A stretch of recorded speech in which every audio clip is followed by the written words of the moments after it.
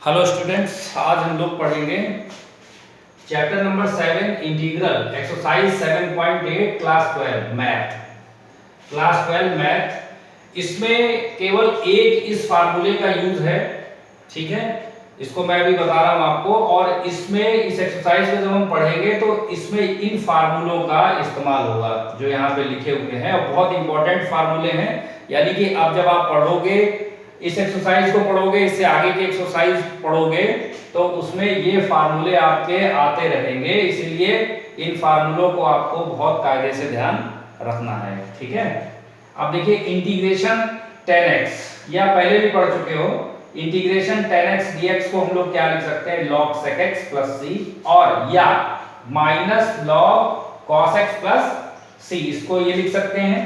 Integration cot x dx log sin x plus c, integration sec x dx log sec x plus tan x plus c, integration cosec x dx को हम लोग लिख सकते हैं log cosec x minus cot x plus c।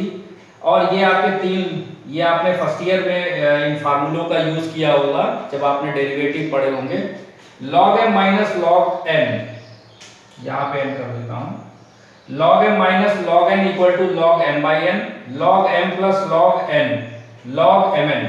यानी अगर आपका दो टर्म अगर मल्टीप्लाई में है तो लॉग लेने पर वो दोनों प्लस में आ जाएंगे आपके, और अगर डिवाइड में है तो log m minus log n, यानी उसको आप सब्ट्रैक्ट करेंगे, यानी माइनस करके आपको लिखना है log m पावर n। यदि आपकी m की पावर n है तो ये पावर आगे आ जाएगी, तो उसको हम n log m ये लिख सकते हैं। इसको मतलब ये इधर वाला इधर ये लिखा जा सकता है, इसको हम लोग ये लिख सकते हैं, मतलब आपस में कुछ भी आप इंटरचेंज कर सकते हो। अब देखिए इस फार्मूले, अब इस एक्सरसाइज में आपका इस फार्मूले का यूज है। ये फार्मूला क्या है, देखिए इंटीग्रेशन fx dx, आज से आपका ये शुरुआत है, ये डिफिनिट इंटीग्रेशन है। देखिए दो टाइप के डिफरेंट जो इंटीग्रल है, इसमें दो टाइप के, इंडिफिनिट और डिफिनिट, ठीक है। तो अभी जो आप पढ़ रहे हो वो डिफिनिट की शुरुआत है आपकी। डिफिनिट में क्या होता है कि आपको लिमिट दे दी जाएगी, यानी अब आपको इनके बीच ही काम करना है, ए से लेकर के बी तक। ये आपको लिमिट दी गई है, जो ऊपर लिखा हुआ है उसको हम लोग कहते हैं अपर लिमिट, जो नीचे लिखा हुआ है उसको हम लोग कहते हैं लोअर लिमिट, ठीक है। इंटीग्रेशन fx dx, अब इसमें इंटीग्रेशन, ये जो फंक्शन दिया गया है, इसका जब आप इंटीग्रेशन करेंगे तो उसको हमने fx लिख दिया है, और उसकी ये इस तरीके से हमने ये लिमिट लिख दी है, ठीक है। अब इसमें पहले हम अपर लिमिट जो x है, ये जो वेरिएबल था, इसकी जगह पे पहले हम अपर लिमिट रखेंगे, यानी कुछ ऐसे बन जाएगा ये f b minus f a, इस तरीके से आपको लिखना है। अब एक इस तरीके का एक एग्जांपल हम लोग ले लेते हैं। मान लीजिए कि एक ये सवाल एग्जांपल ले लेते हैं, इससे आपकी ज्यादा समझ में आ जाएगा। एक ये एग्जांपल, बहुत सरल सा एग्जांपल, x² dx, ठीक है, और इसकी लिमिट आप ले लीजिए 2 से 3 तक। तो ये जो 3 है ये तो अपर लिमिट है और ये लोअर लिमिट है। तो सबसे पहले जब आप इंटीग्रेशन करेंगे x² dx का, तो आपको ये देखना है कि आखिर अब तक आपने जो इंडेफिनिट पढ़ा है, इंडेफिनिट इंटीग्रेशन है, जो भी आप एक्सरसाइज पढ़ के आए हैं, उसमें ये जो सवाल है किस फार्मूले से मैच कर रहा है, इसका रूप किस फार्मूले से मैच कर रहा है। तो देखिए ये कुछ ऐसा आपको नजर आ रहा होगा, x power n dx, x power n plus 1 और n plus 1, यानी इस तरीके से आपको नजर आ रहा है। तो इसमें क्या होगा, x की पावर 2 plus 1, और ये आपको इस तरीके से लिखना है, और यहां पर आपको लिमिट लगा देनी है। अब देखिए इसको देखते हैं तो कितना हो जाएगा, x की पावर 3 अपान 3, ठीक है, और लिमिट 2 और 3।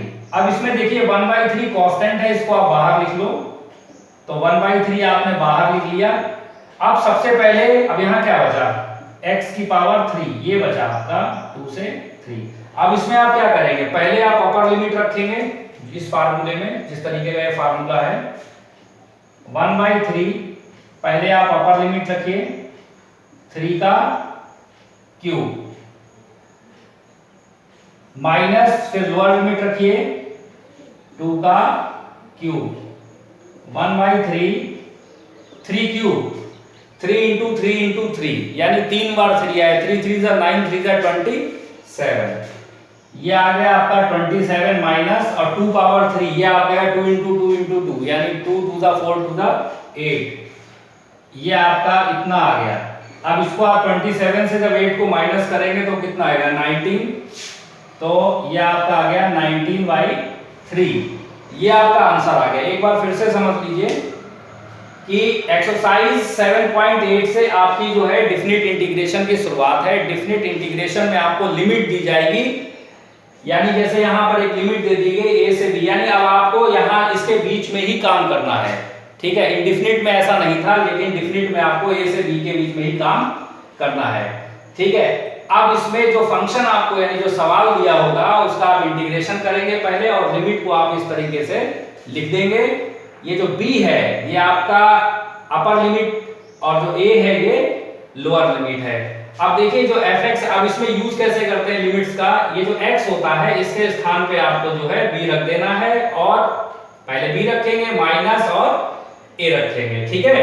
अब देखिए एग्जांपल आप बिल्कुल इसी तरीके से x स्क्वायर dx, ये आपने एक एग्जांपल ले लिया। अब इसमें x स्क्वायर का इंटीग्रेशन क्या होगा, पहले इसका रूप देखिए कि इस फार्मूले से मैच कर रहा है, x पावर n dx इससे मैच कर रहा है। तो देखिए इसमें जब आप ये फार्मूला लगाएंगे तो x की पावर 2 + 1 और नीचे भी क्या आ जाएगा 2 + 1, क्योंकि देखिए यहाँ पे n है, यहाँ पर क्या है 2 है, यानी 2 + 1, तो ये बन गया x3/3। अब ये कांस्टेंट टर्म है क्योंकि जो लिमिट्स आपको पुट करनी होती हैं वो x की जगह पे, यानी जो वेरिएबल होता है, वेरिएबल कैसे पहचानोगे, जिसके साथ में d होगा वही आपका वेरिएबल होगा, ठीक है। अब ये 1/3 आपने बाहर ले लिया और यहाँ पर आप क्या करेंगे 3 पुट कर देंगे x के जगह पे, तो 1/3 आपने बाहर ले लिया, अब आगे x की जगह पे आपने 3 रखा, तो 3³ - 2³ fb - fa, f upper limit minus f lower limit. तो यानी जो भी फंक्शन होता है उसमें आप क्या करेंगे लिमिट्स का यूज करेंगे इंटीग्रेशन करने के बाद में। तो 3³ ये बन गया आपका 27 माइनस 2³ ये बन गया आपका 8, माइनस कर दीजिए और ये आपका आंसर है। अब आपको इसी तरीके से आपको क्वेश्चंस को सॉल्व करना है। ये आपका बेसिक है, इस एक्सरसाइज का बेसिक है। एक्सरसाइज 7.8, 7.9 और इसके बाद एक 7 आगे की एक एक्सरसाइज आएगी 7.11। ये आपकी मोस्ट इंपॉर्टेंट एक्सरसाइज है एग्जाम के पर्पस से। इसको कायदे से आप समझ लीजिए, फ्री के नंबर होते हैं ये, इसको आप नोट कर लीजिए, समझ लीजिए कायदे से। अब इसके आगे के हम लोग एक्सरसाइज के अब हम लोग क्वेश्चंस लगाएंगे, ठीक है, नोट करिए इसको।